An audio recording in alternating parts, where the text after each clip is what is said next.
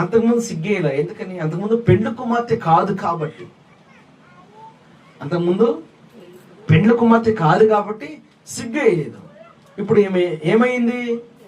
పెండ్లి కుమార్తె అయింది, అలంకరించబడింది, సిగ్గుపడుతుంది, ఎర్రి చూపులు చూడట్లా, ఎలా పడితే అలా ప్రవర్తించి మాట్లాడట్లా, జాగ్రత్తగా మౌనంగా తలదించుకుని ఆ పెండ్లి కుమార్ దగ్గర తీసుకెళ్ళినప్పుడు కూడా ఆ పెండ్లి కుమారుడు అడిగితే, పాస్టర్ గారు, బాబు నువ్వు చూసిన అమ్మాయినా?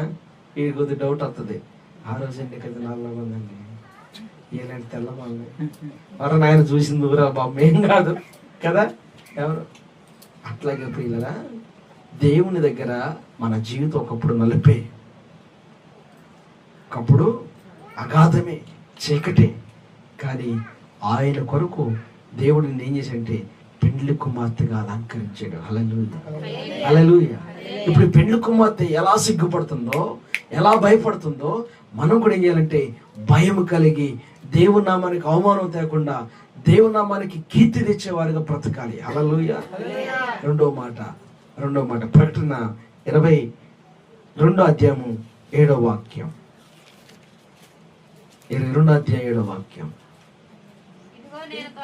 ఇదిగో నేను త్వరగా వచ్చుచున్నాను, ఈ గ్రంథములోని ప్రవచన వాక్యములను గైకొనువాడు ధన్యుడు, దేవునికి మహిమ కలుగును గాక. మాయ్ నేను తొందరగా వస్తానా, మేము పుట్టింటికి వెళ్ళాలన్నగా సిద్ధంగా ఉండు అని ఫోన్ చేసాడు అనుకోండి.